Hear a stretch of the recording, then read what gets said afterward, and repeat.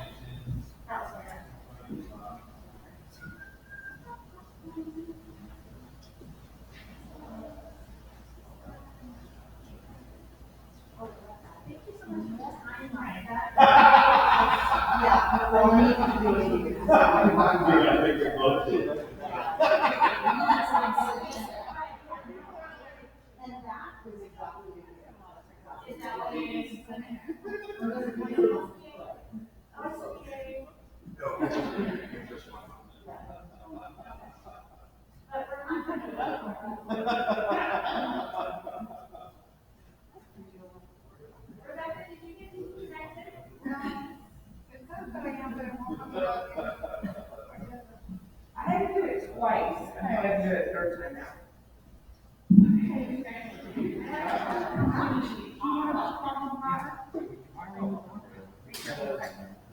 Obviously, I have a lecture for you.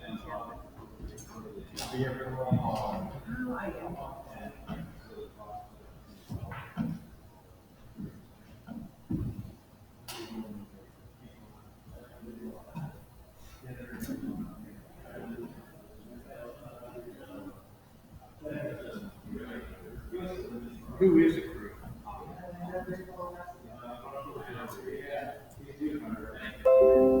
Okay. Yeah.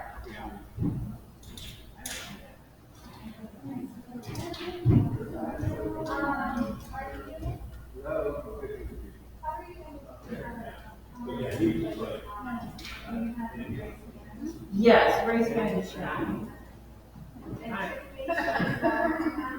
I remember John doing that, that's a good question. You're not. I will go ask. Just a second.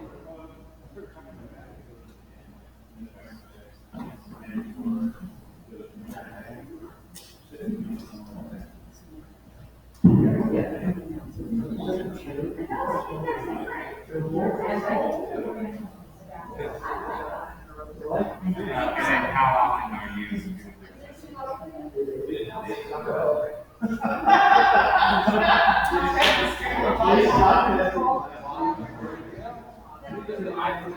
And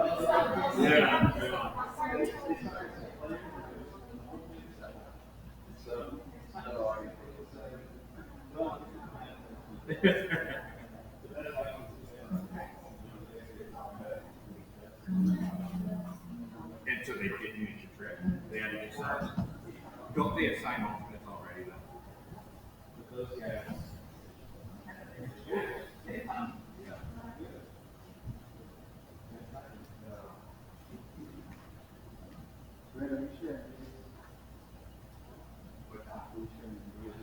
Oh, if you could, that'd be great. Yeah, I know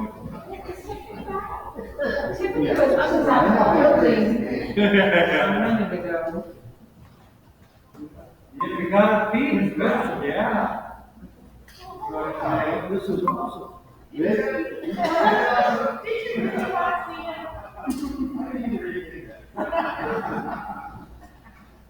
I've been able to talk football. If you work in it this weekend.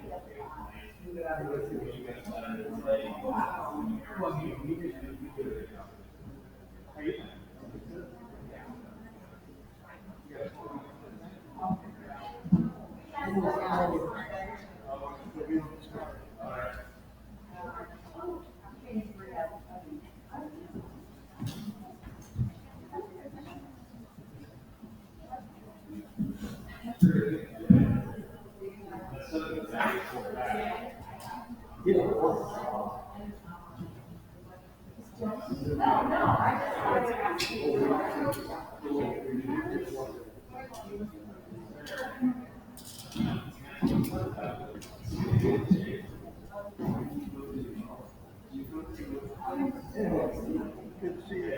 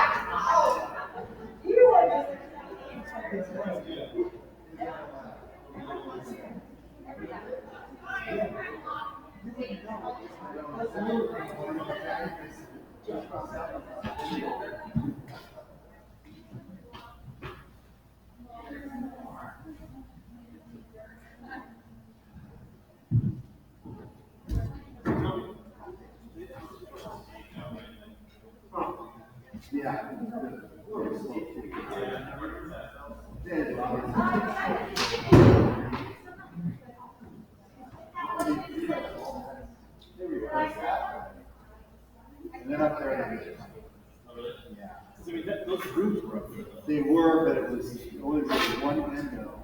They opened it up. It's still tight. It's actually using the space all the way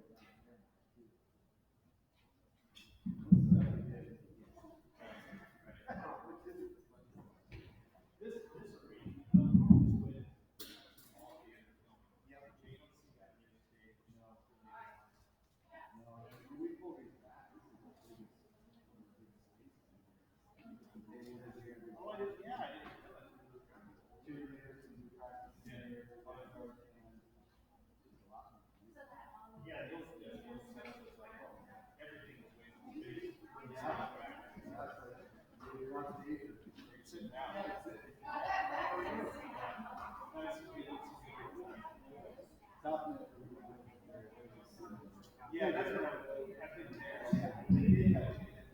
They have side. You know, having it all or just not. Yeah, it's up.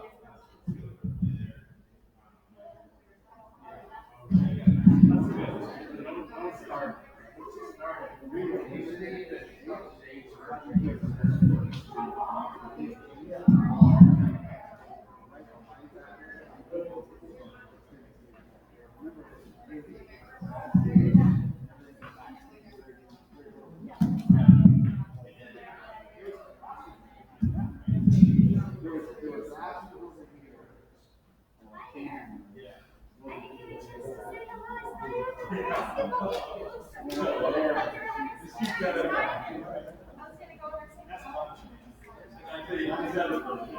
There was obstacles in here.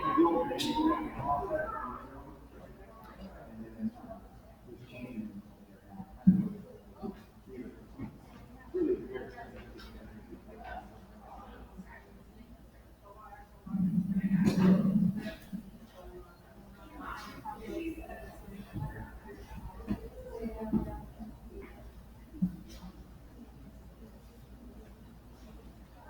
We will try to get going in about 3 minutes.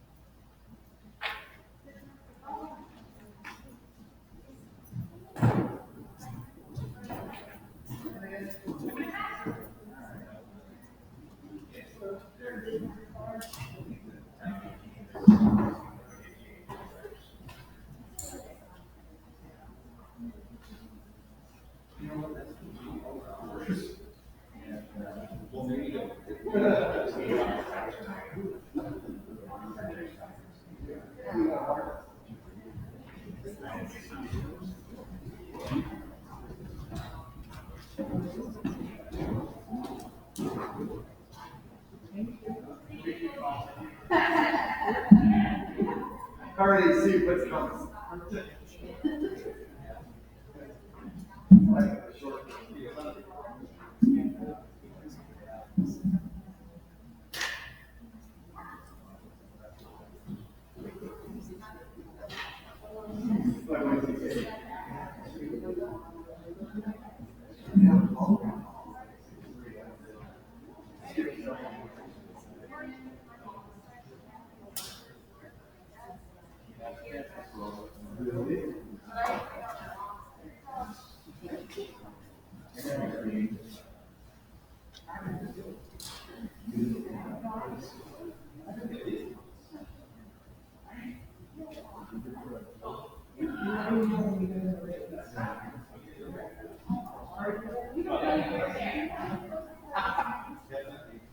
Are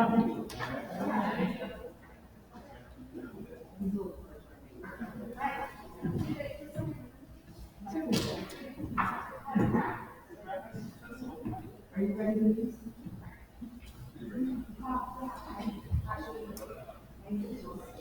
Okay. Go ahead, Dan.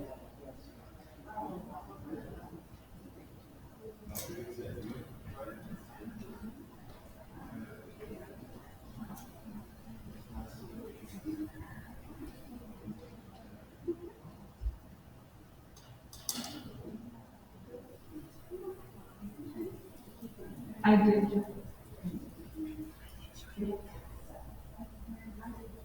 I do only receive kids a week.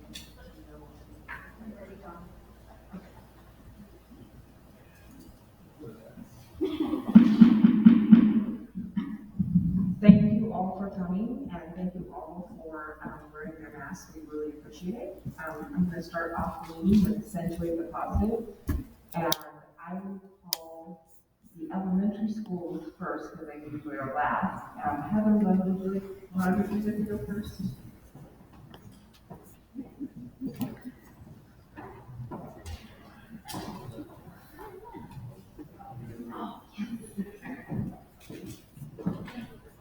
Yeah, you have an entourage.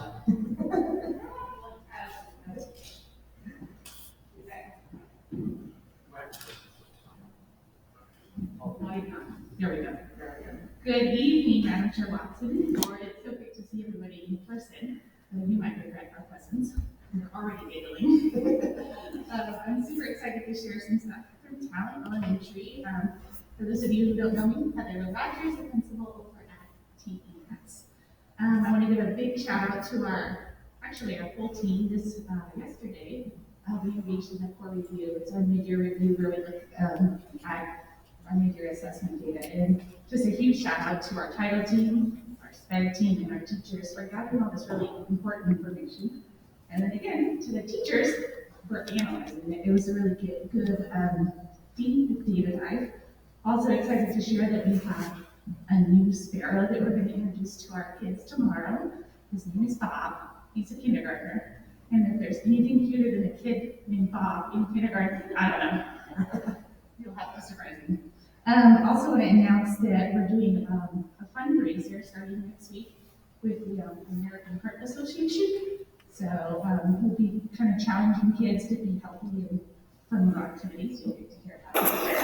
And then lastly, I just want to shout out to Renee Guevara. He is just an incredible. Good find. He's our school psych intern. Oh my gosh, we're keeping him busy. So thanks to Renee.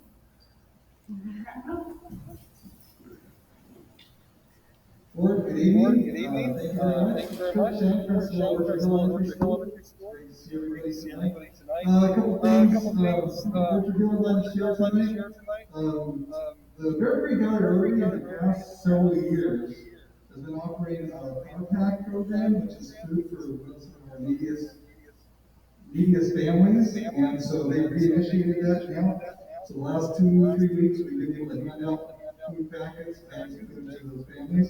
So we really want to thank Bear Creek Valley for the support in that.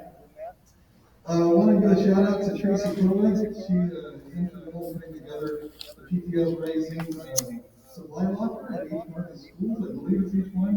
I know that Orchard Hill has one anyway, so I'm excited about that. And so it's just the necessities is available to the families that need them and stuff, and so we have that available to our families, so we really appreciate Tracy's efforts there. PTA, our PTA is hosting a parents' night out Saturday, February 12th, so coming up here real soon. It's kind of a minor fundraiser that's more of an opportunity for the parents to bring their children. They have volunteers to provide activities and games for them, and parents can be eating out with very minimal charge and go out and enjoy themselves. So it's real close to Valentine's Day, we're hoping that people take advantage of that. And the last thing I want to announce is starting Monday, February 14th, Orchard Hill Elementary School will be having music classes. Full time. our new hire, Wendy Savage, will be joining us next week, be setting things up and getting prepped, and then Monday, February 14th, she will be having classes. Thank you, board, for supporting us so much. I really appreciate it. So, and thank you. Thank you. Before you speak, Shauna, real quick, I want to make sure online, Molly, can you hear them? She was saying that she couldn't hear. And with the mask, if you can get as close as possible to the microphone, yeah, like your best friend with the microphone, that helps us hear a little bit better. Thank you. Great, thank you. Hey, good evening, Madam Chair Watson, and the rest of the board. I'm Shauna Schleich, principal at Phoenix Elementary School. Heather and I just came over tonight. It was our first night of our Family Connection Club. It kicked off tonight, so it's wonderful to see families gather together to learn together and support one another in the most important job out there, which is parenting. So big shout out to Noni Bergeron, Zoe Boyles, Tiffany Nunez, and Keisha Cunningham for their work in supporting that and their doing childcare. I want to also give a shout out to Katie Corman. She's our child development specialist, and she has created a kindness campaign for the month of February, and she is orchestrating a lot of curricular events and then a lot of social connections with amongst our staff to just celebrate random acts of kindness. So we're looking forward to that this month. Also, in honor of Black History Month, we have a lot of great things going on at our school. We have beautiful murals put up, and a lot of, as I'm walking around the building, I get to see it here, a lot of great lessons being taught around honoring Black History Month. And then finally, I just wanted to just give a shout out to Carrie Brooks. I don't know, I think I shared this about a year ago. She's one of our special education teachers who lost her home in the fire.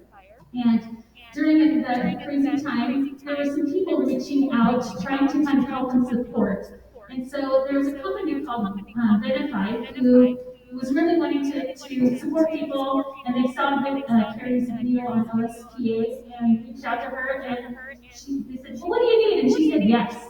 She just said yes. And they said this stuff to a lot of people, and she was one person that said yes. They asked for a wish, so they said, well, what's your wish list? And she said, I don't need anything for myself, but I can use that for our special education classroom. And so she gave them a wish list and boom, everything. Sensory room stuff, adaptive sleep, all this kind of stuff. Well, the guy reached back out again this year, a year later, and said, hey, Carrie, what else do you need? And she said, no, I don't really need anything. Classes set up, things are going well, but our staff could really use something. They've been working really hard. And so the guy who's working for Benify on behalf of them, and Carrie have co-conspired to create what's called a night to remember for the staff of PES.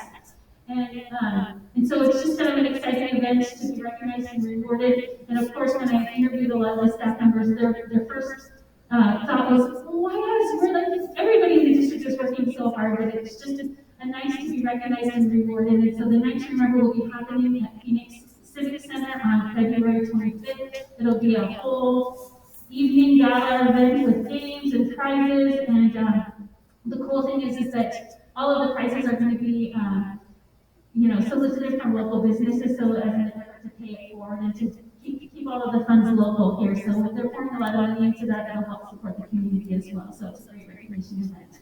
And that's it from PES.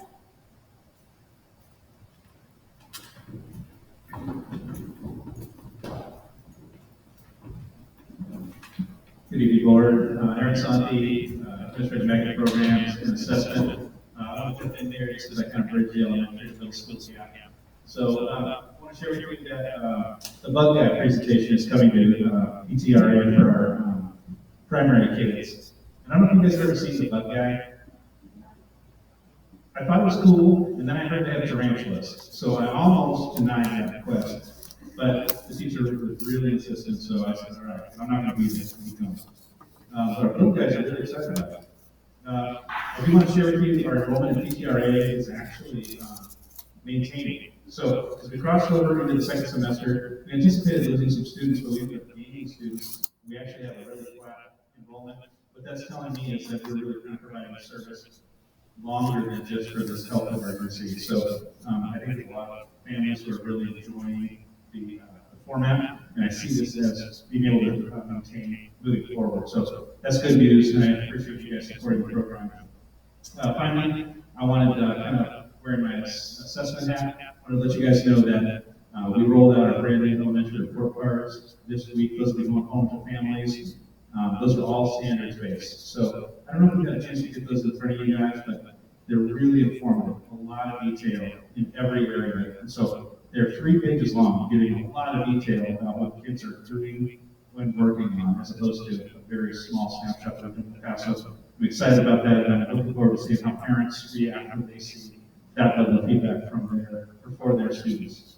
So that's it from PTRA.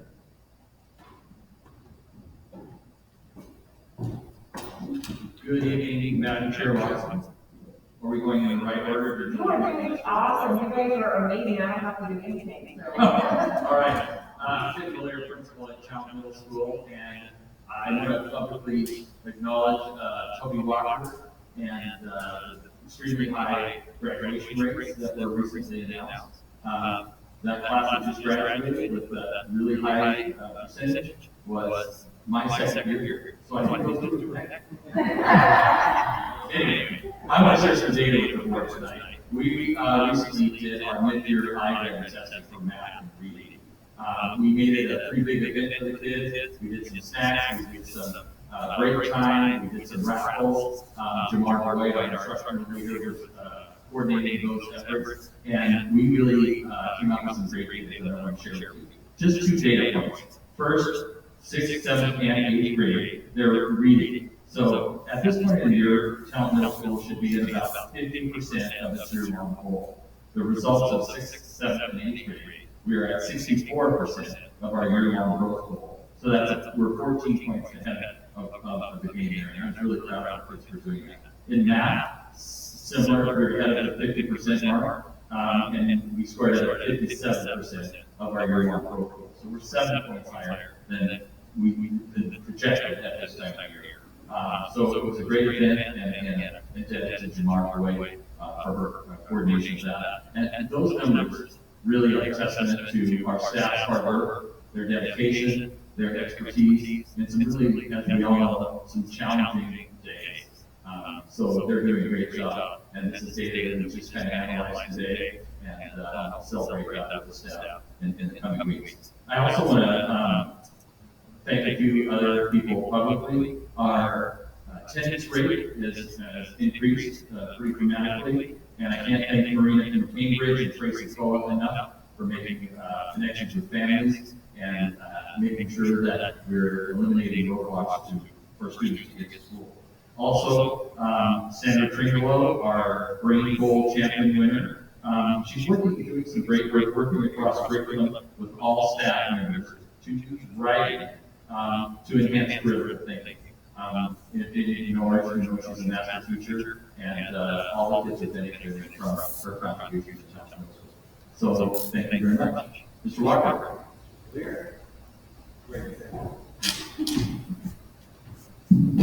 Good evening, board. Toby Walker, principal of Phoenix High School. Thank you, Mr. Blair, for segueing into the graduation rate. I think you guys know that every chance I get to brag about our students, staff, family, and community, I'm going to do it. So you probably saw the headlines, the news feeds, 95% graduation rate, the highest graduation rate in the history of Phoenix High School, the highest graduation rate in the Road Valley.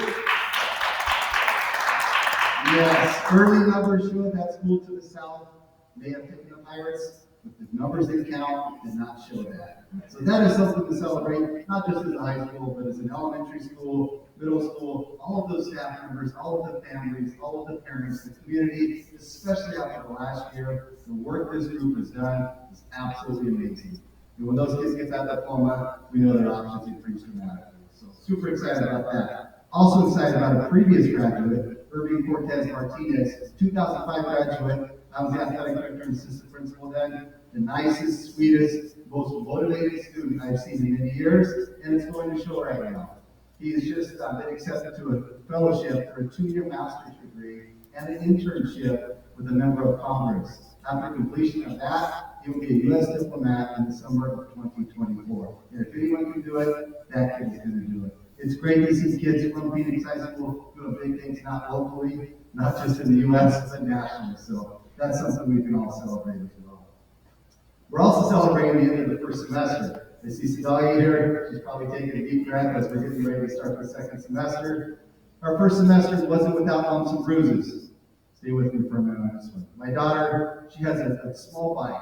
It was one of those 12-inch wheels. It was a Barbie bike, probably. You guys probably have the same thing. Maybe it was Hulk Hogan, I don't know what it is. But after those training wheels came off, you felt like you were awesome. You were riding that bike, you had it mastered, and then Dad comes along and goes, "Girl, you need a bigger bike."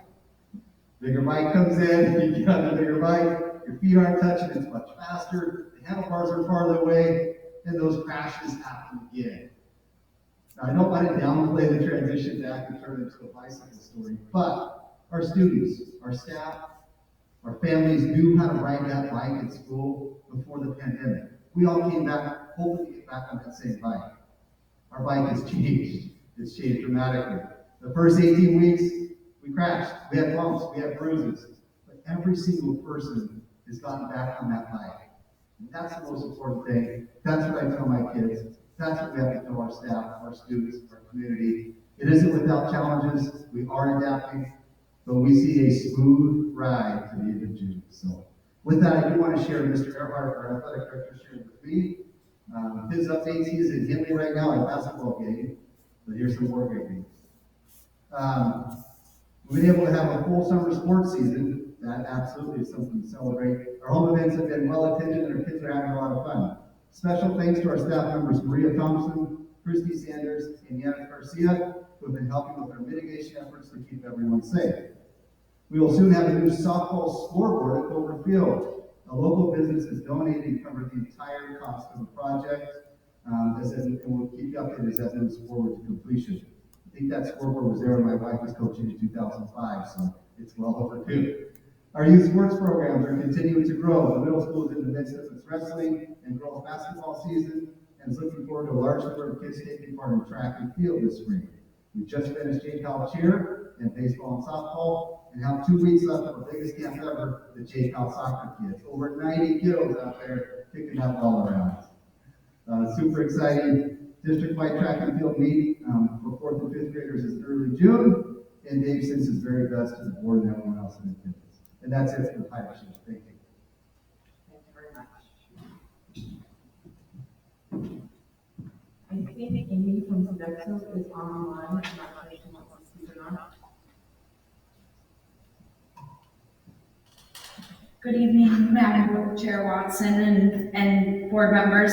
Yes, I am here, and I appreciate the chance to talk tonight. I apologize for my look. It's been a stay-at-home day here as we try to take care of everything. But we have just been moving right along, adding more and more supper programs, so it's exciting to see that the kids are coming back to not just in-person days, but we're getting more of the programs started up at night and having more kids where we get to see and feed and take care of. So we're already looking forward to summer plans and hoping to keep seeing the kids more and more. Anyone else in the group?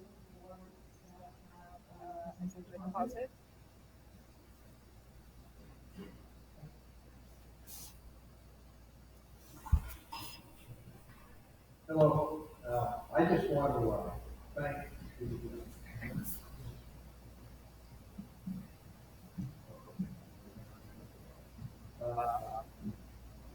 you gave us a gift back last January, which is you every January.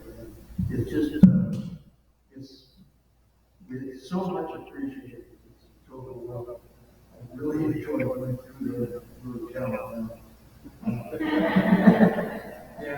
special thanks to my wife, because she always looks forward to that candy apple. And it was there, so. I scored a quick thank you. But really, you're awesome, so thank you so much. Anyone else? Hearing none, then we move to the student representatives. Valerie, can you please?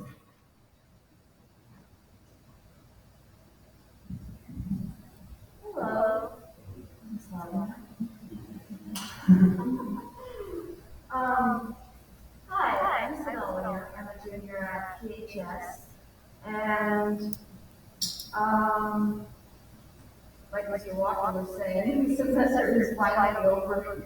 So I am taking a deep breath because the tension is gone. All the teachers and students are now starting to relax. So everything seems to be getting back to normal because the first semester is always pretty crazy. But yeah, for sure, the stress and the tension has decreased. um, but now the first semester is over, Link Group no longer has a class for brainstorming and planning our freshman events. So from now on, we're going to start meeting once a month in at lunch, I think, to plan our freshman events. And I'm not really sure when we're going to meet, but that's something we're working on. But yeah. And also, we have band going on. Band has been really busy lately, honestly. Now that the show is over, we had a bit of an empty space where nothing really was going on. I mean, we had a concert, but it was pretty mellow. But we have been playing at a lot of basketball games. So far, we've played at 2 basketball games at PHS. And it's been really fun. We haven't really played at basketball games for a while because of COVID, but it's something that we really love and we really appreciate. So it's really nice to be able to put our energy into what we're doing and support the basketball team while we're playing. So that's just really nice. And also, we have a winter guard with flag routines going on. The majority of the band is actually in that, which is super fun. But we've been practicing for about 3 months on our routine. And we plan on doing a show next Friday on the 11th during halftime at the basketball game. So that's something we all really look forward to because it's something that we've been working really hard on. We also just now started drumline practice last Saturday. We're going to start having drumline practice for every Saturday from 9 to noon, which is really exciting. I talked to Mr. Flower, the digital media teacher, to see if we can advertise drumline to get more students in. Both middle school and high school, which is really exciting. So I hope that we can get some students into drumline to learn some drumming percussion skills. And yeah. Also, the band has also been thinking about performing a concert next month in March. I'm not entirely sure of the date yet, but it is something we're definitely thinking about, and that's something we're really looking forward to. And Dan has also been talking about parade season as well. I have never been in a parade season due to COVID starting next year. But I'm really excited. I have no idea what it's going to be like. But the fact that they're talking about it, talking about possibly doing a parade, rather than the Daily Parade or the Carol Parade or possibly both, I'm really looking forward to that. That's something we've been talking about. So, yeah, that's all I have to say. Thank you very much. And I believe tonight is band practice. And so if you need to, whenever you need to leave, you can, if that's tonight, then please feel free to go do that.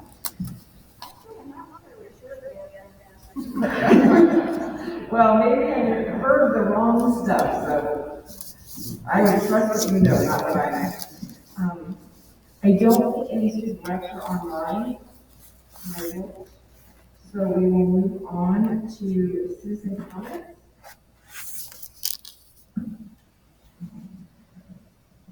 Prior to the meeting, we had received 3 written public comments, and I would like to remind everyone to please use the form when you do public comments. There's a form on board page, and it's very useful using that so things don't get lost. The three comments, we had Jennifer Spencer. So she supported the resolution that we will be talking about tonight on local control and had concerns about quarantining students, especially those that were not vaccinated. Melissa Moody wrote in asking for the board to follow suit of another district in Oregon and make masks optional for students. She included several resources and information to support this. Alicia Poole wrote in asking for the board to follow suit of another district in Oregon and make masks optional for students, and that was important for their health and learning to happen option. Okay, as a reminder, the meeting of the board of directors are meeting in public, not of the public. However, the board welcomes comments during the designated citizens' comments portion of the agenda. Each person is allotted up to 3 minutes to speak, with 30-minute time limit for all testimony. During citizens' comments, the board's role is to listen. Therefore, please do not expect responses to your comments from the board during the meeting. The board cannot hear complaints directed toward an employee in the public, including complaints which the employee is not named but clearly identifiable in context. Complaints should be presented to the employee's immediate supervisor in person or in writing in accordance with school board policy KL. If you're joining virtually and wish to provide public comment, please utilize the raise your hand feature or the chat feature. All oral comments and chat comments are electronically recorded. Any comments from those joining the meeting virtually are subject to public meeting laws. I believe people in person has filled out forms. When I call your name, please step up to the mic as close as possible. Sorry about something. For the record, state your name and organization you represent. If you've submitted written comments, please summarize those instead of reading them word for word. Please be respectful for your comments in 3 minutes. As a reminder, you may submit written comment by completing the public comment form, which is located on the website under the board tab. Written comments should be submitted no later than 5 p.m. the day before the meeting. Comments received are shared with the board. If comments are not submitted via the form, they will not be considered public comments. It's very important they go through the form so they can be recorded and processed correctly. The district has a website with FAQ questions under the board tab section, and commonly asked questions are there. Okay, I now open public comment, and the first person is Mark Laughlin, and then next would be Chris Love.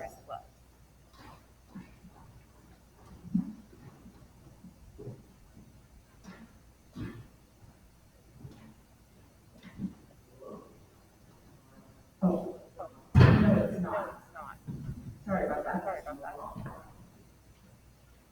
All right, this is better.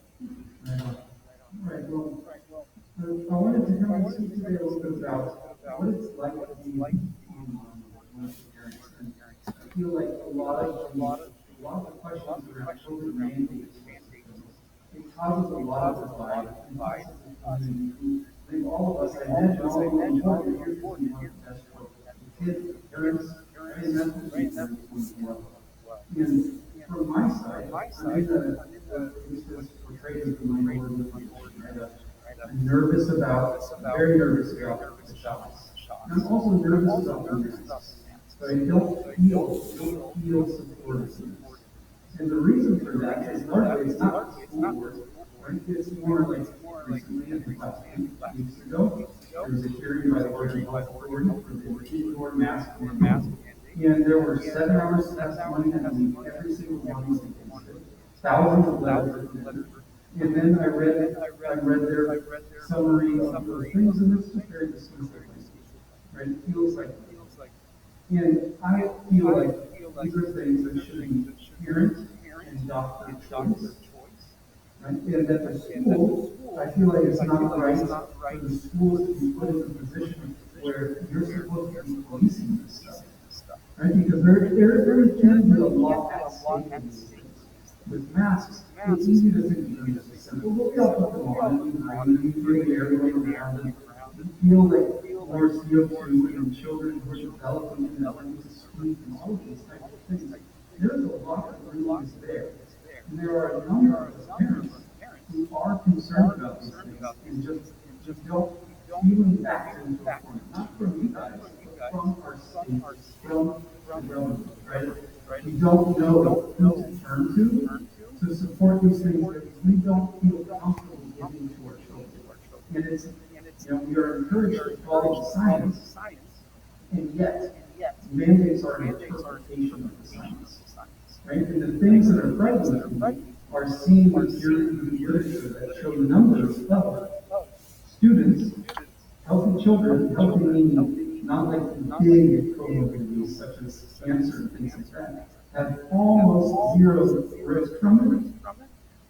And yet, from the shot of those types of things, it may be small number-wise, but it is significant. 30 seconds. And so, for me, my concern is that we as a community, right, that we can model for our kids that we can have disagreements, we can think differently about how we handle our health, and we can coexist in that without forcing somebody else to do the same thing that makes me feel more comfortable. And with that in mind, I'd just like to ask people to keep that sort of thing in mind as a way that we can model to our students, and that we as a community can be stronger instead of more divided because of this. Thank you. Thank you. Next up is Chris Lewis, and then I have a hand raised online. Rusher, I believe. Pardon? Oh, I think it is. Hello, board. My name is Chris Rogers, and I have 3 items to speak about. First is, I'd like to have public comments about an agenda item take place when the agenda item is up for discussion.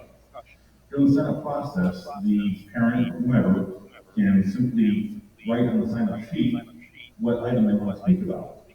When the agenda item is up for discussion, you'll have a staff report, some deliberation, and then you'll allow for public comment regarding that particular agenda item when you're talking about the agenda item. Those comments really help enhance the board's discussion.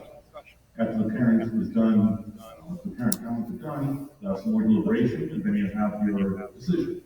It's a bit more timely, and one parent also advocates for that, but again, just having public comment about any particular item, agenda item happening during the agenda item time.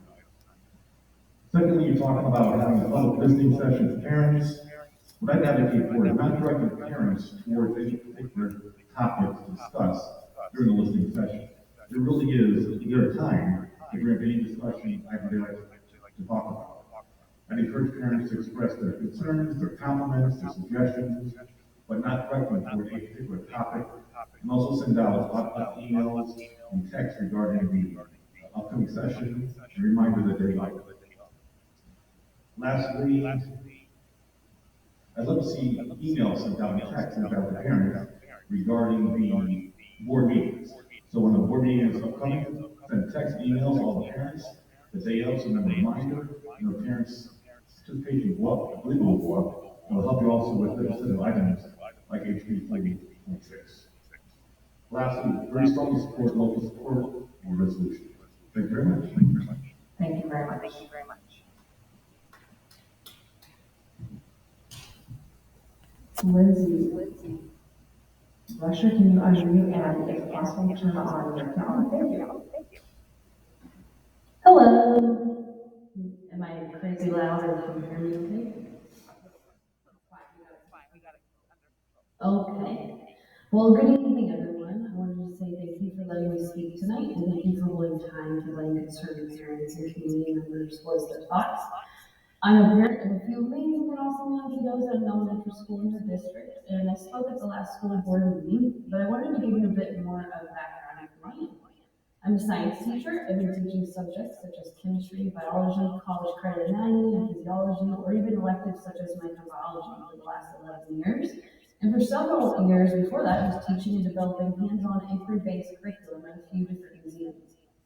As a science teacher and a self-labeled microbiology nerd, I know that science is always changing. At the heart of the scientific method lies the insatiably curious human spirit. The drive for discovery and the humility to engage in debate are crucial. Without the drive to discover and the humility to look at other perspectives, science cannot rise above the constraints of the egos of the scientists as opposed to the science. No one owns science. It is exactly this principle that is so engaging to students. They can learn the tools to discipline their thinking and delight the world with what they find. Regardless of anyone's individual opinions, my own included, the data in regards to the safety and efficacy of the shots and the efficacy of masks is far from settled.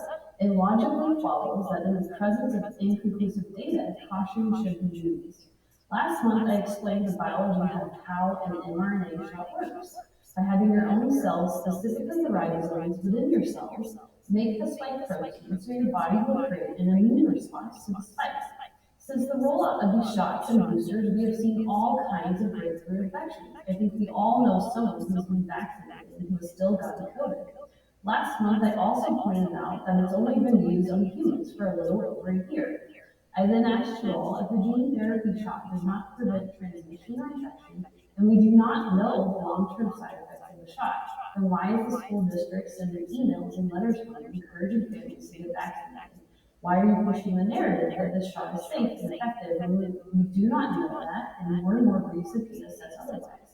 Why are you creating more fear and divide amongst students, parents, and community? As a teacher, I know the struggles teachers, administrators, schools, and districts are going through in order to provide a space for students to foster their own learning and passion. I know teachers and administrators spend hours and hours doing trainings and professional development on trauma, motivation, and topics, like creating spaces of inclusion. I know that teachers and administrators do not go into these fields to be enforcers of medical policies coming from the state.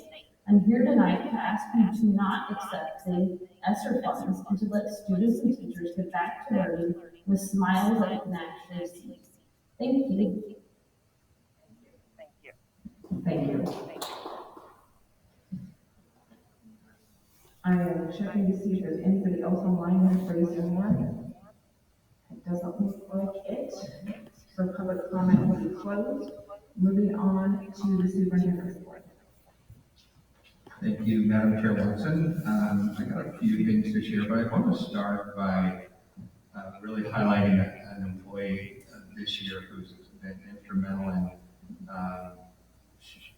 highlighting our district. Joe Zavala is now our media relations. He's over there taking notes as we speak. Some of you may have been on the board when it was common practice for the superintendent to let the board know if there's a story coming down in the news or something happening coming up. We simply can't keep up. So I saw him not giving you a heads up on the news stories. I got a text the other day when on one of the news channels, our district was highlighted on the first three stories. The Songbirds music program that we have, the ADM security, and the Rosa Parks campaign we're participating in. So thank you, Joe. You continue to share all the great things that are going on in our district, and there are a bunch of them. So as you hear every other week here with the administrators, so thank you. I want to let you know that Academia Latina that we have been part of at SOU is back on this summer. We applied for a grant through the Carpenter Foundation, and since we've been doing that for many years, almost 300 students have taken part in this rich program to be on campus, or high schoolers on campus at SOU for a few weeks during the summer, connecting with their peers around the Southern Oregon. So it's a great program. Typically, they have an end of the term kind of celebration, and when that happens, I'll let the board know. It's usually quite fun. Believe it or not, people are asking about next year's academic calendar earlier and earlier. And typically, we don't set that until later on in the year, but I am hopeful that we can set something up, and I'd like to present something, and maybe have something set prior to spring break if we can, or just after spring break, to make sure families can plan and understand what they're looking at next year. There's always a question of, are we going to follow suit with other school districts that are starting before that Labor Day weekend? The current calendar draft that we have now does not have that start. It'll be a traditional start after Labor Day, but that's something we can look at and continue to talk about if we want to do that. In your blue folders, there's a document about federal funding. There's been some comments about the ESSER funding and things of that nature. There's a document in there that is pulled from the ODE website, and it talks about the allowable uses in the each category for those ESSER funds. It also has the current amount totals that we get in federal funding and how much we've spent. We're going to work with our tech and our finance department to have this document on our website here as soon as we can as well, so we can have that transparency with those federal funding dollars. I was asked by the board member to clarify, and you heard here tonight about OHA permanent indoor mask rule and what that means. And I don't pretend to know everything about state rules and local authority and things of that nature, but to my understanding, and I want to just clarify what this meant this week, I think Monday, is oftentimes there's temporary rules. And temporary rules are put in place for many different reasons. ODE does it on occasion. For example, suspending state testing, that's a temporary rule that happens and then expires. Sometimes they may make it a permanent rule and repeal it. But in this case, indoor masking was a permanent rule. Those temporary rules expire, and it gives them time to take public comment and receive public comment, and then decide if they want to continue with that rule. Once that expires, there's a choice to be made to continue it, but you can't continue it as a temporary rule. It needs to move to a permanent rule by language, not necessarily being forever. A good way to look at it is temporary rules expire and permanent rules are repealed. And oftentimes that happens. So hopefully that clarifies that. I know their indoor masking one is getting a lot of attention on permanent rules. And so I wanted to make sure I kind of clarified what that looks like. And we can continue to share or advocate in a way on how we'd like to see that moving forward and get clarification from the state. Then finally, legislation update, legislative House Bill 4620. You have a document in there that was created by COSA in the blue folder that talks about this House bill that is top priority for us. Number one priority is ADM security for the next several years after losing so many students from the Alameda fire to two other districts in the area. I was able to testify this evening, as was Rich Hobbins, to advocate for this bill to the Revenue Committee, and we will find out how quickly that moves through the session, and hopefully will be decided on and we can count on it here in a few weeks. So it was a good session today, very supportive, and I look forward to sharing the updates with you. That's all I have. Thank you very much. Any questions for Brent? I did have a couple of questions. Do you know, Brent, who has the authority to repeal permanent rule? Is it whoever's in charge of the OHA? Is it the governor? Who has that authority? I think it's the committee that's making the rules in the first place, and then they have committed to looking at that. I believe every 2 weeks I read. And so. And then with the ESSER funds, my understanding, and just correct me if I'm wrong, the early funds that were passed as part of the original CARES Act, ESSER 1, that was a spend and reimburse, or were those funds that we were front-loaded with? How did that work, and how does that compare to ESSER 3, for example, in terms of Is it a grant or awarded, or is it a spend and reimburse? That first grant was a spend and reimburse, so we had to ensure if we bought protective equipment or added staff, that is reimbursable. The other ESSER funds, those are 2 and 3, are says that we have access to those. We have to do reporting on all those funds, but we do have access to those reimbursable. We just have to show how we're spending it. And I'll just let you know, you'll notice on that document, we didn't appropriate ESSER 3 money this year due to not necessarily having that need, and we were unsure about the ADM bill and needing those funds in the future. So we'll continue to go through that process through the budgeting process this spring. And it might be time to say we do still have that need in the budget committee. I think Joe will put out some news tomorrow about people want to apply and want to bring something up prior to the budget season. Do you anticipate, Brent, that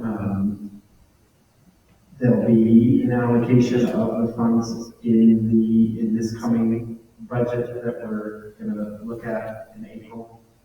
Say it again. Do you anticipate that the ESSER 3 funds will be a part of the upcoming budget, that we will allocate those at some point? Yeah, I anticipate we'll appropriate those funds. I think maybe the whole thing just to have access to it, or really identify the projects that you want to do. So that would be the time during the budget committee meetings that people will have insight into what the district is planning. Absolutely. And we can, when we get the documents on our website, I can really detail on what we do spend that on. Yeah. I think just one thing to highlight is some districts are spending their federal funds on really capital improvement HVAC systems to really improve the air quality and things of that nature. This community supported a $60 million bond in November 2017, so we really have the opportunity to extend those dollars even further because we don't have as much need in that area as far as capital projects. So we're in a really good position. Thank you. Any other questions, Paul or Lindsay? If you have a question, can you raise your hand or let me know?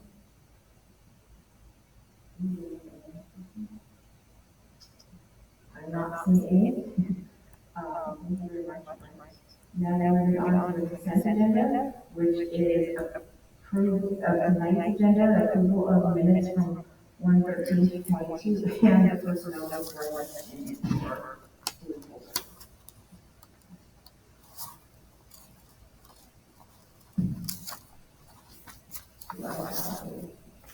I move we approve the consent agenda as presented. Second. Thank you, Ms. Harris, and Michael. Any discussion about the consent agenda? Hearing none, the consent agenda is approved. Now to action items, resolution 21-9.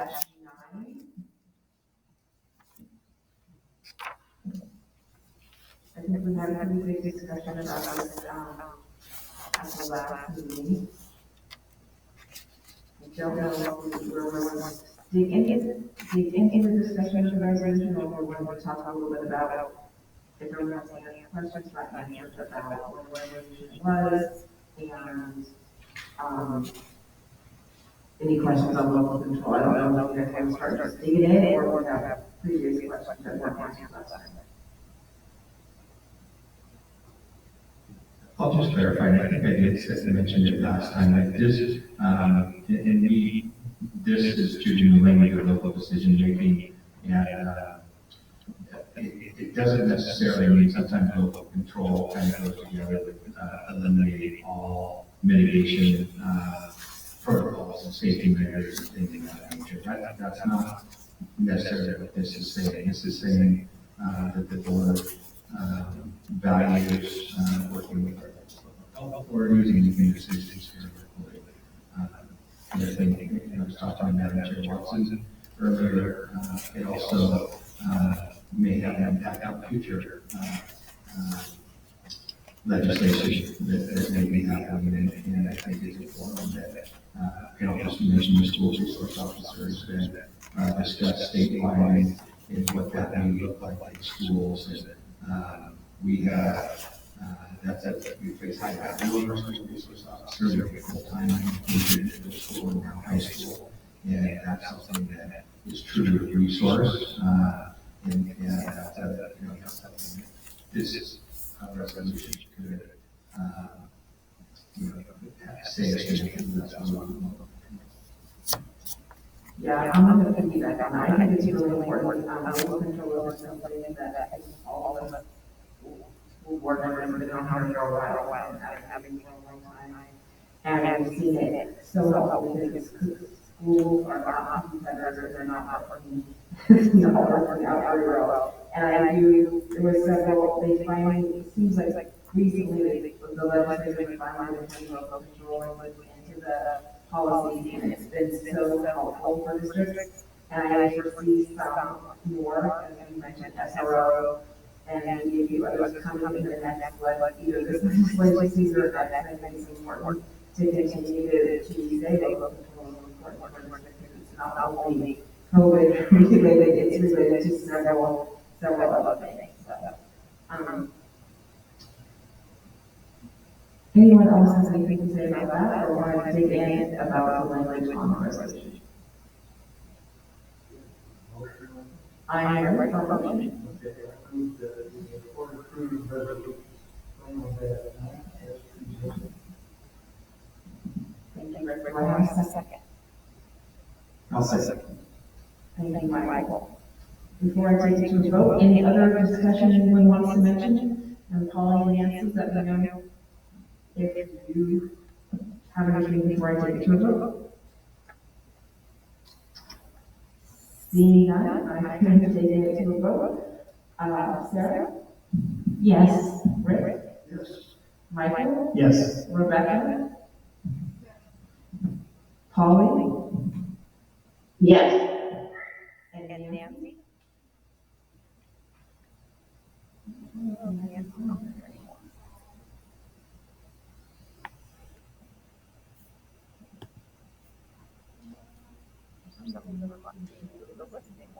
Nancy's still there, she says, okay. And She votes yes. I vote yes, resolution passed. Thank you everyone for being patient with technology and hybrid meetings. If that isn't the most 2022 thing ever. Voting via Google chat. It works. Okay, moving on, the criteria for evaluation of the superintendent. It was in your packet. Any questions about this? Comments, anything like that? If it isn't broke, I move that we accept this as presented to you as the evaluation of superintendent. Thanks, Sarah. Do I have a second? I'll second. Thank you, Rebecca. Any, discussion before I take it to the vote? Hearing none, Sarah? Yes. Rick? Yes. Michael? Yes. Rebecca? Polly? Yes. And Nancy. She's probably gonna be thinking in a second. Yep. Capital yes. And I vote yes. We will keep the evaluation, right? Brent, while we're on the subject, do you want to talk briefly about, which the board will have an evaluation? Yeah, thank you, Madam Chair. In your memo, we posted a couple of dates that hopefully would work to do the evaluation. Next board meeting on the 17th, I'm not going to be here, so Lambert will be stepping in my position at that time. Traditionally, we've done an executive session prior to that next meeting. Since I'm not going to be here, I propose either the 10th or the 15th, which I think is good. The 15th may give you a little more time to do the evaluation, but I think what we do want. The 10th works better for me, personally. You do the 15th, but the 10th is is better than my schedule. Anybody else have a preference? What time are we talking about? During the day or during the evening? It'll be, well, it could be whatever time, but we just generally have it from 5 to 6. And, you know, traditionally we have dinner instead of a long meeting that night. This would be the only thing I'll make that. And, it'll probably be 45 minutes to an hour. If we could be done at 5:45, I can do the 10, otherwise I'm the exact opposite. And Nancy's available and Nancy usually has a preference on the date, and I also have a preference on the date. I'm gonna ask a question, and I hope I'm not yelling at you. 10th, and what is the other date?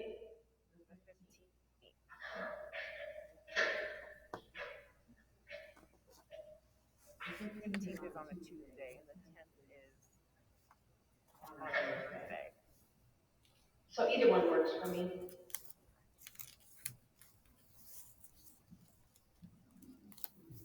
Yeah, I am too. Rebecca?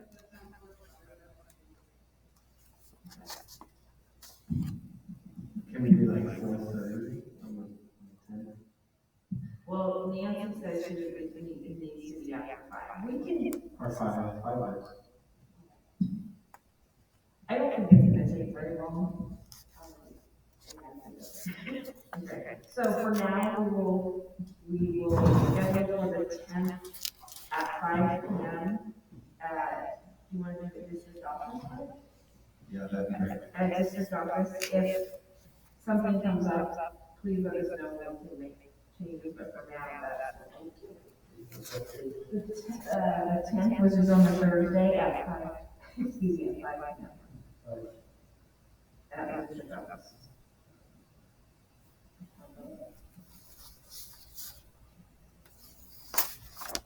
Next, we are scheduled for recess. Do you want to take a short 5-minute recess?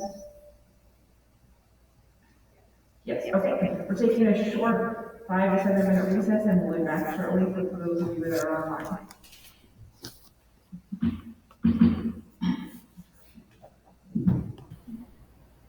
Thank you all. Thank you all for letting us have that short break. We are back. Next up is the facility and bond update. Yeah, just real quick, John wasn't able to be here, but there's no major facility updates on at this time. Okay, that was quick. Financial update.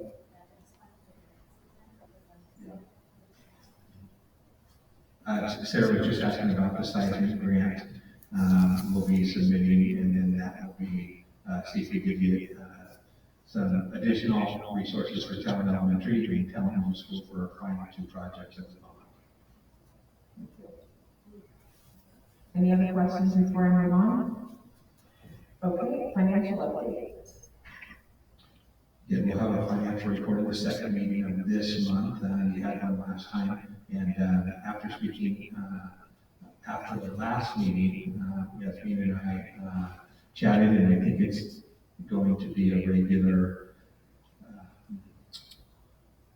spot on the financial report for the ESSER funding. We have the construction exercise tax, something similar to that for the other federal funding, which will be nice to get to the board each month.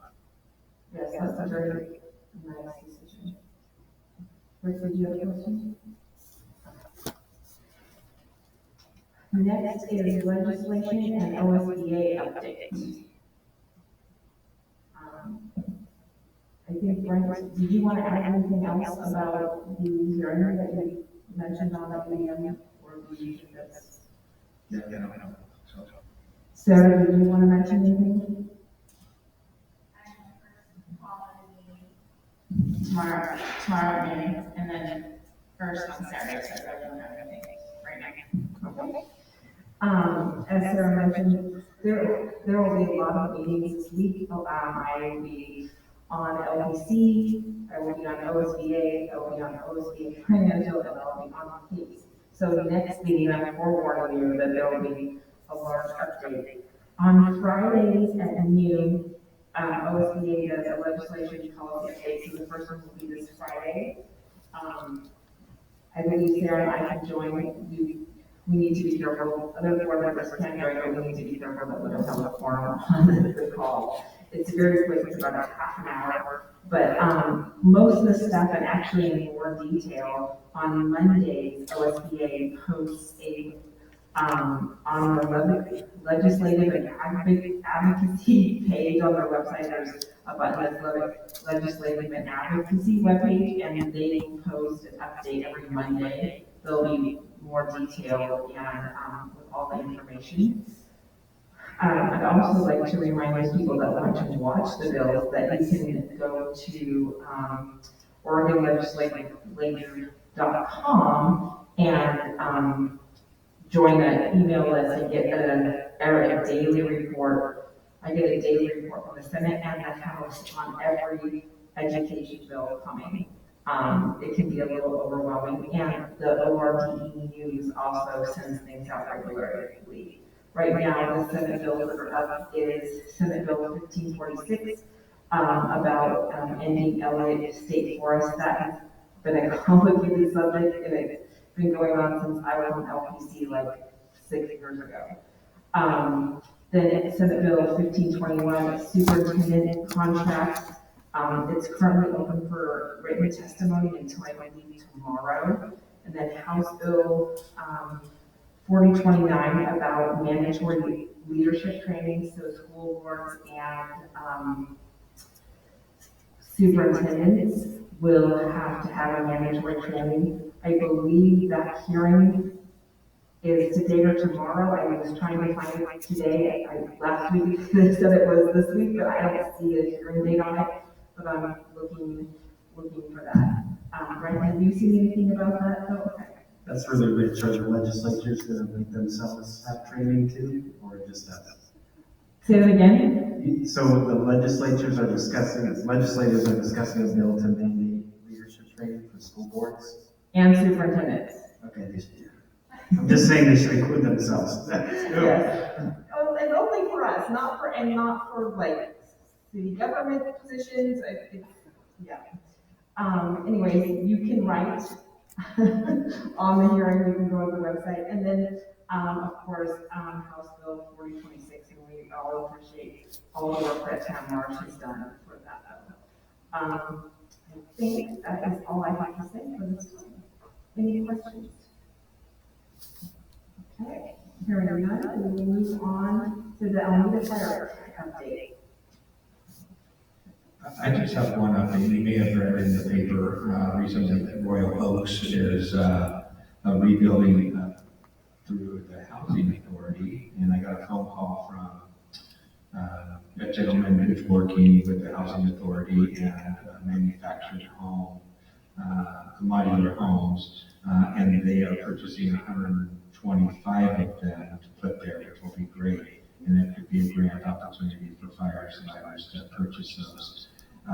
The reason I got that call was the manufacturer originally said that they would be able to store those 125 modular homes until they were ready to be placed, and that's no longer the case. And so they reached out to us, and John is working to see if that's something that we can partner with them at Colton Road to temporarily put them there. They said they'll need about 5 or 6 months kind of lead time when they start coming later in February, and then be placed over at Royal Oaks, which is just right across the highway over here. So that's exciting. That's again progress that can be happening for opportunities for permanent housing, which is really what we need to start seeing more and more of. Thank you. Any questions or any other comments? I have some Alameda Fire updates. I attended the meeting this last week, and I wanted to tell about the current situation for housing. That we have 3 different hotels that are housing people, and there are still 170 rooms and 305 survivors that occupy those rooms in hotels. And the Southern Oregon RV Park, there are 24 sites, and at the end of April, that time expires there, so they will have to move people out of those sites. They had data on the granular data about how many moved and things like that, and Access has been a really great partner at trying to help people relocate to another area. Also, Immigrant Lake is going to be closing as an option for people to stay there since the end of February. A lot of families have been there since right after the fires. There are 21 spots there total that are occupied, and 13 of those could be going to the Gateway in a referral system that's happening right now. And that's kind of all I have for that update. Thank you very much. Thank you very much, Polly. Anything else? Moving on To diversity, equity, and inclusion. Brent? Yeah, we had our monthly meeting yesterday, I think. And we just solidified, I think I mentioned last time that the elementaries are doing a book study about inclusion, and it's called Leading for All. If a board member wants to be included in one of those book studies, each of the elementaries are doing that, just let me know and we can get you connected for that.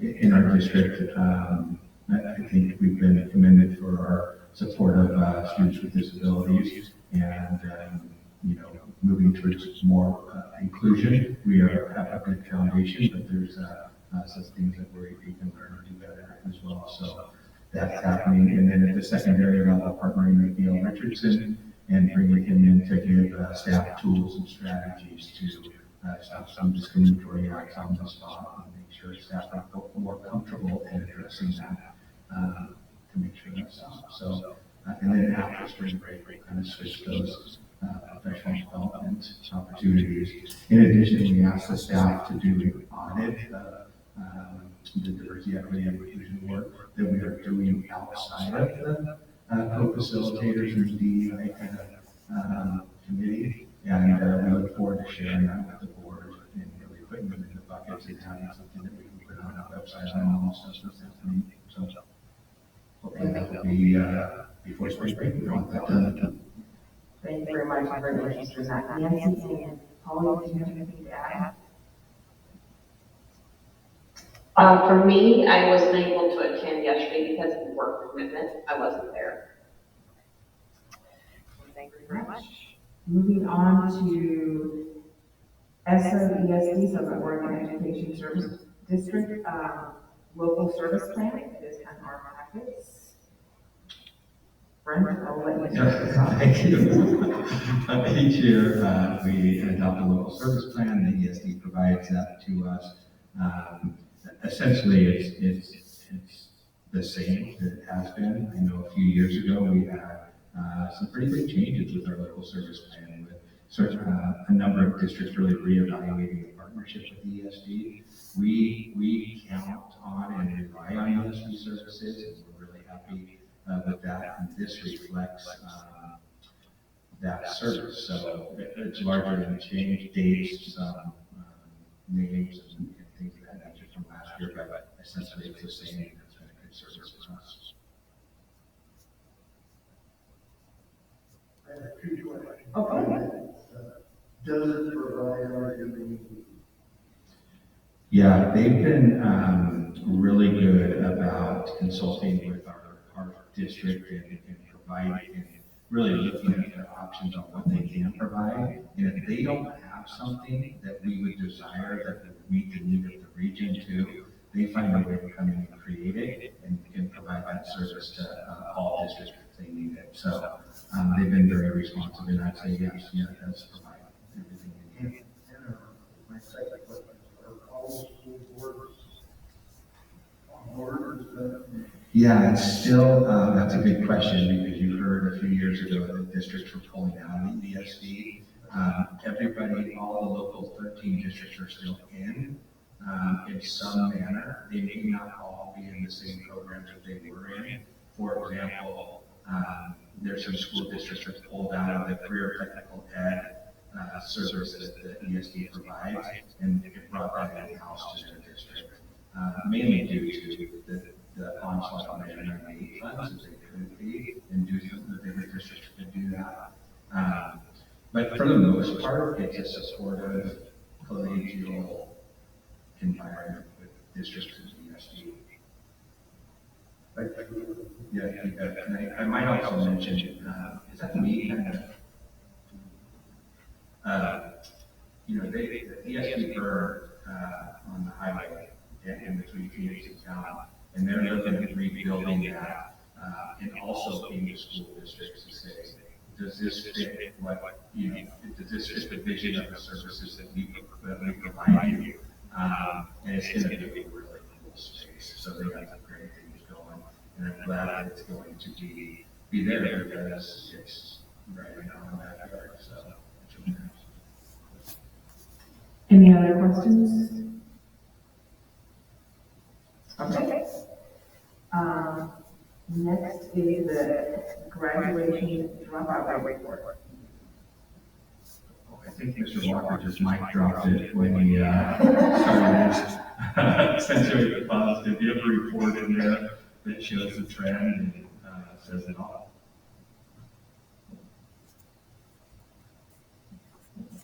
Any questions or comments? I'll just say it is really impressive that, in addition to receiving the graduation rate, that the dropout rate continues to lower. I know the district makes really efforts to keep connected with those who've lost track of, or, so just really kudos to all the staff for making efforts, and then, Armadillo as well, really, their members really were fantastic this last year, and I know there were a lot of efforts and reconnecting with those students as well. Just kudos on the efforts all the way around, serving our students. Okay, anything else before I move on? Seeing nothing, community listening session, last time, three board members were able to get together with friends, and, so I don't know who wants to start off. The three of us, so Polly, Nancy, and I met on Tuesday, and we were supposed to decide between us who was going to talk about it, and we didn't. So, Polly or Nancy, do either one of you want to share since Saturday? Go ahead, Polly.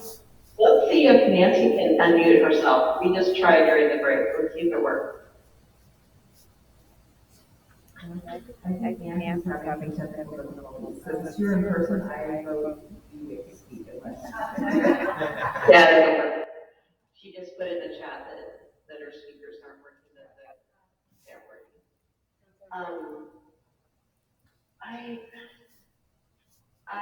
Like she just said, we were supposed to pick someone and we didn't, and life happened between then and now.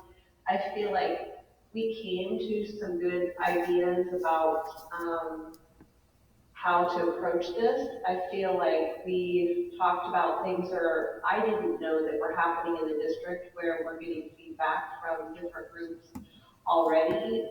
Brett can speak to that really more professionally than I can, but there are going to be some information gathering sessions that are going to happen in the near future. And then I did hear the public comment today about how it should be focused on one topic, and maybe we can take that into consideration the next time we meet. We did see the need for talking about some more information about budgeting and what that means, and focusing on like budgeting 101, if you want to call it that, so everyone understands what's happening there. Also for federal funding and what's happening with that, with those dollars as well. Sarah, you want to help me out?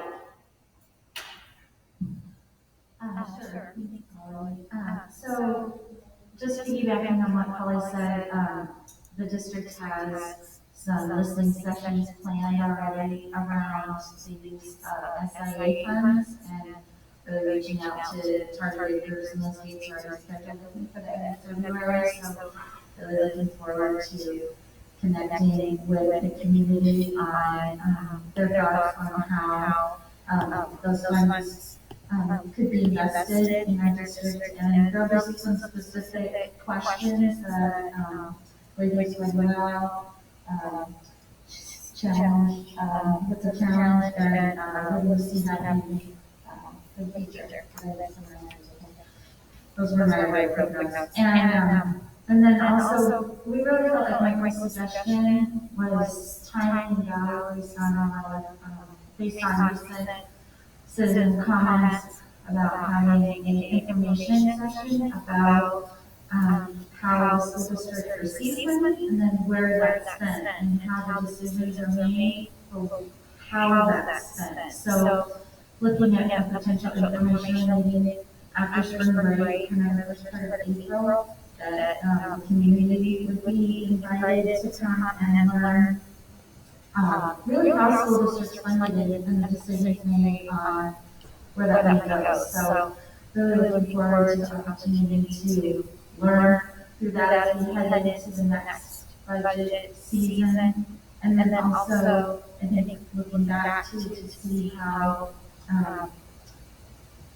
Dawn shared how the SIA sitting as a board member early on really was very informative. And so looking now at how those funds were invested in the district currently, so it can really show a full picture of and offer transparency and hopefully build trust with the community as we should have information. And then we also talked about potentially having it recorded and have that information just be posted on our website. So if you're not able to attend live, and then just having the information there, be able to share it similar to the ESSER funding, which is great. Thank you for whoever put that together.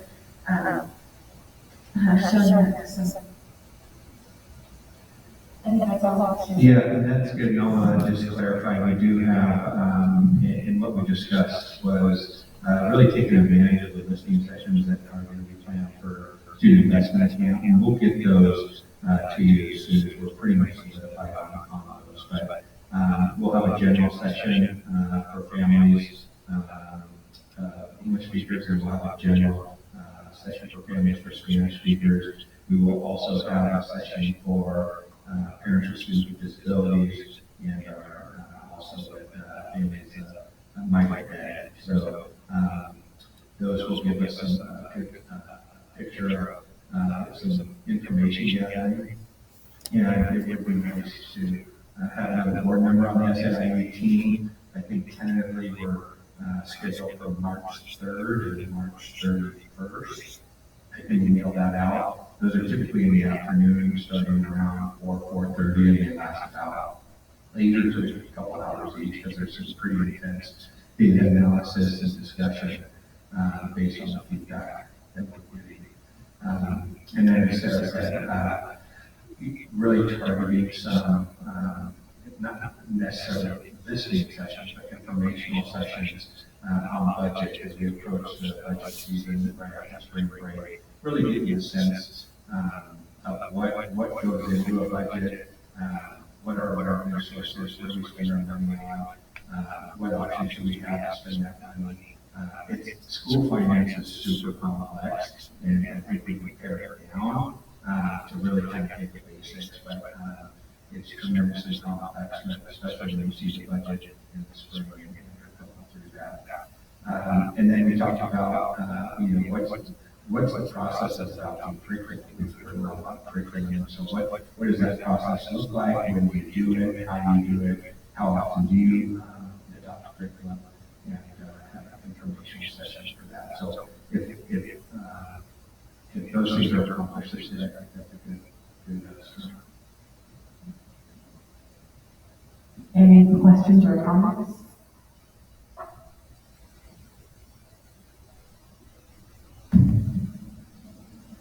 So we're just we're not making a decision on what we're doing, we're just continuing discussion on listening session, or where are we at? I think the decision may need to be when we send out the dates on who wants to participate on the listening sessions. And then possibly setting dates later on for the informational piece. And I would just suggest that the budget one maybe happen in April, and the curriculum one possibly towards the end of the year in June, or even at the beginning of the year in August.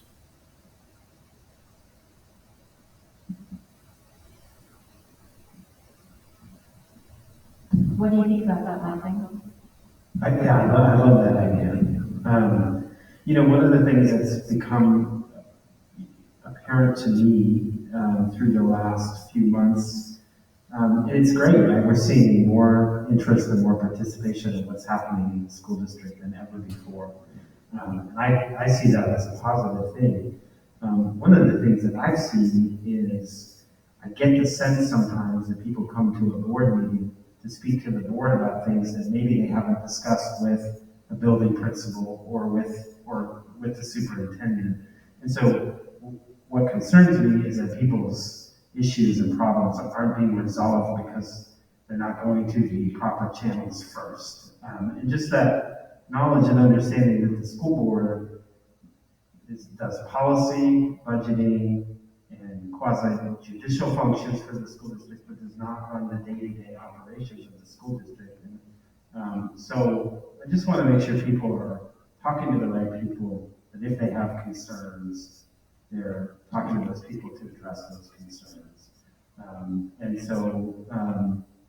But furthermore, with this influx of federal dollars and with the budget coming up this year, the fact that we still have a budget committee vacancy, I really think it's important that the public feels like the transparency is there with how dollars flow, and just also to generate interest in that process, and hopefully find another candidate who wants to serve on the budget committee too. So. Of course, we want to hear from the public on whatever topic they wish to speak about, but I just want to make sure that people are working with folks in the school building and the superintendent if they have an immediate concern that they're getting addressed. So I love the idea of where we're headed, and I'll show up wherever you tell me to show up. I'll be there.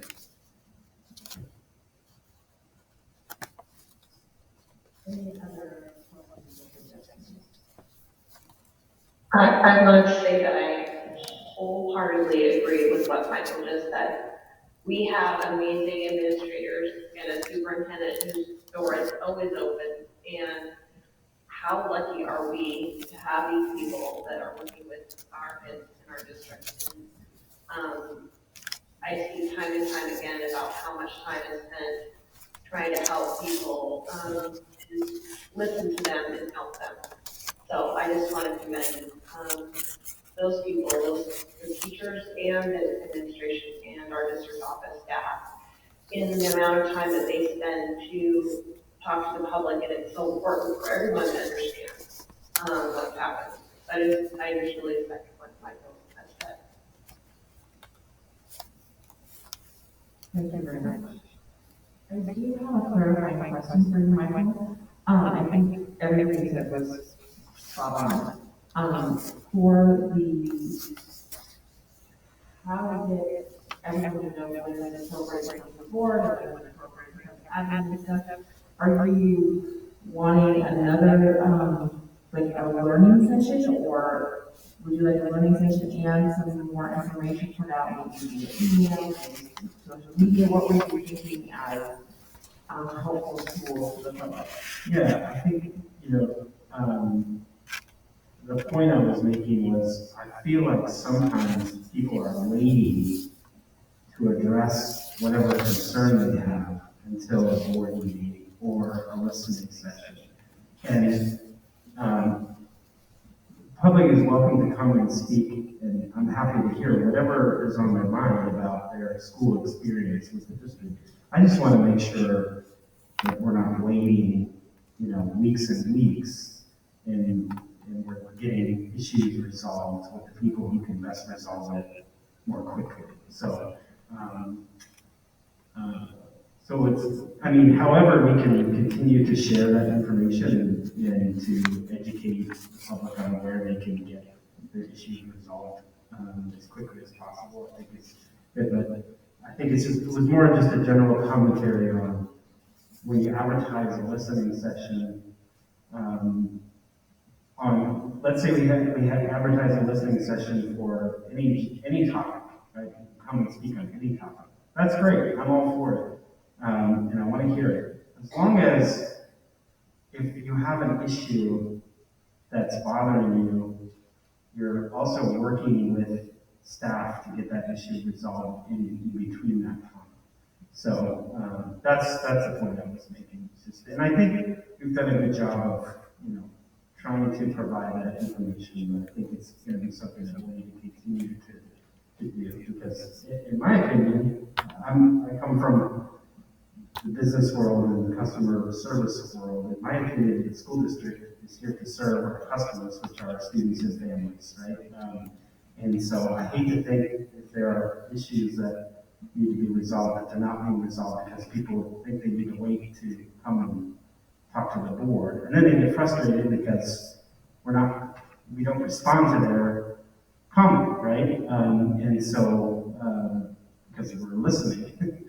So that's all I was saying, is just continue on that path of just helping people and make sure they're working through proper channels to get issues resolved. Because what's happening in between is some of the testimony we've heard from people are things that are our family's reality day in and day out. And if something is an issue for a family, I want to make sure they're getting the support that they need. Thank you very much. I also wanted to say, I think actually this time I'm going to give the SIA, I'm so glad that we're doing it, and thank all staff, because we really, I've heard from other community partners who've gone to several SIA meetings at schools, and they're like, you guys really, you can tell that you really want to know what, it's not just I'm doing this for money, I really want to know. And the data that I got, I think on the last one, was incredible. I mean, things I didn't even think of that would show up, like the importance of SROs, the importance of food, of local food, of different food choices, and stuff that I would have never guessed that parents and students wanted to make sure we knew it. And I think it's really important, just the information you get from that is just so much, and it's so much data. So I just say that you can join the SIA committee, and also I've gone to the input sessions myself, and they're really valuable. So I just want to give a look at that. And thank staff are working so hard, because the information is just so much and so valuable. Like it's just way above and beyond for a long time. I think.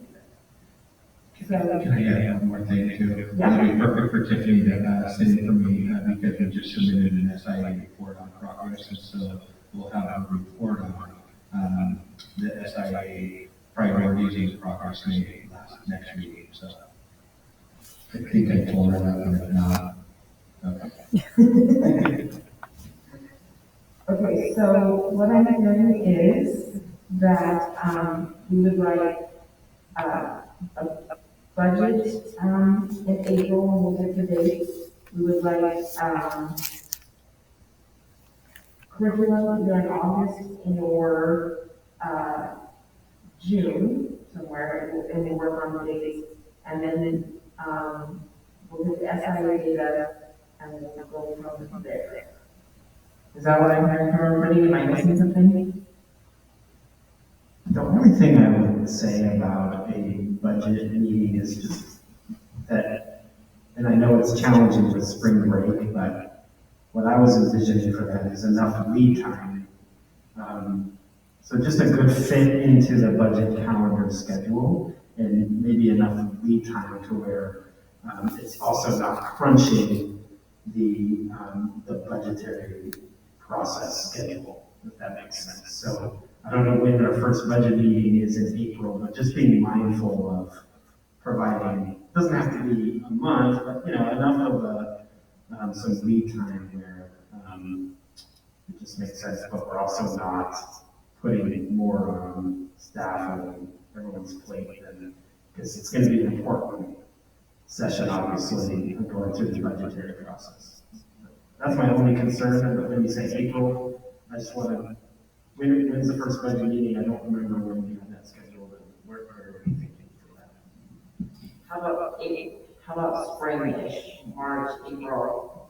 I think our budget meetings are typically like the middle of May, and Brent had talked to Yasmin, and, it sounds like she's gonna take the lead or be a big component of, laying this information out so that it's digestible, understandable, and transparent for the district, so it sounds like that was a timeline that she felt, not only give the time to prepare, but also fit in with, the budget process, so, and then having just finance, you know, have her stamp on it, really make that understandable for our families. That's great. Perfect. Yeah, exactly. It's definitely 30,000-foot level. And we have a lot of slides that we presented to the budget committee in the past. And actually, we'll take, I don't know if you guys remember how you presented. There's a lot of slides in there that are really make it clear, clarify the budget process. So I appreciate you mentioning that about staff. That's kind of why I push the curriculum out, just so it'll be extremely busy this spring. And I wanted to say something, this is kind of off topic, but Sedalia, we usually don't stay for information and discussion, and I realized this time we did. And so I want to make sure, obviously as student rep, you can't vote, but you can join in on the discussion. So I wanted to, I don't want to put you in on the spot right now, but if there is something that I'm not paying attention, please get my attention. And if there's anything you'd like to add on this topic, or I don't know, if you write board policies for the next topic, please let us know, because we really value your opinion, so, and your input. So if you have anything for community lesson sessions, I think the students also are having listening sessions, so, yes, it's open to you if you'd like to speak now. If not, I put you on the spot, and I apologize for that. Okay, anything else on community listening sessions? Okay, I think it's all done. We will go to board policy rewrite section C and D. And last time, I think it worked well, we went around and chatted, and, it seemed to go pretty smooth, so hopefully we can do that again. And if anyone willing to start on some questions or suggestions they have.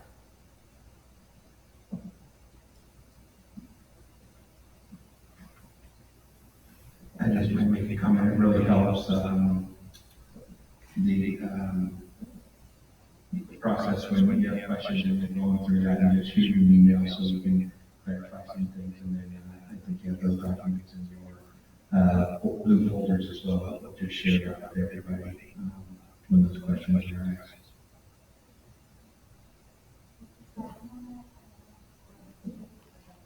No, it's fine. Whenever it comes up, I mean, I know it's people, you know, it's, this is a huge discussion that people are going to go through at different times, and yeah, just send it in between meetings and have it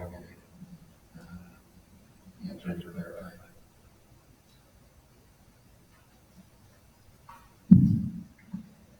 This is more of just a comment. I'm really glad that we're adding a general operating contingency policy. I think that's a good idea.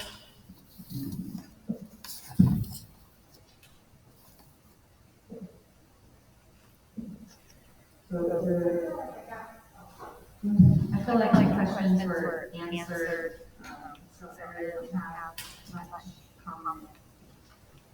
Because my questions were answered.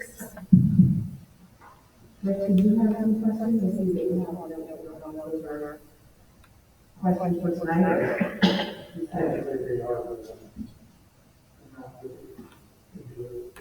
Okay, I will give you a minute or so. Michael, Rebecca, do you have anything to say? Okay.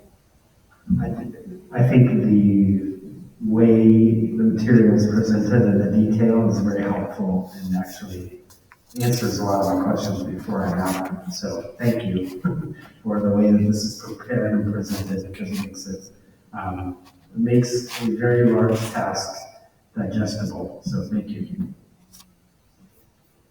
And Polly just typed in there that I feel the same way. I asked for clarity and I don't have other input this time.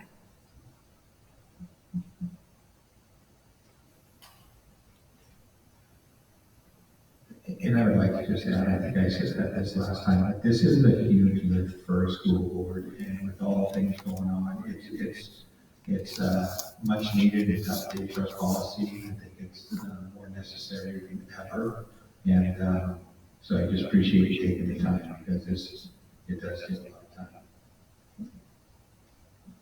Also, I've actually enjoyed it because, coming in and seeing a policy, when different policies come in and not really understanding what's coming up when, and then you would see the same policy sometimes 6 months later, but then there's some policies in here that over the last 5 years of board service, I've never read, refreshing, yes? So, this has been a really great opportunity to get a full picture. So I actually appreciate that we're doing this and the staff notes and the breakdown and connected to the other business. And I know we're paying RCA for this help, but it's been valuable. I'm really encouraged for that help.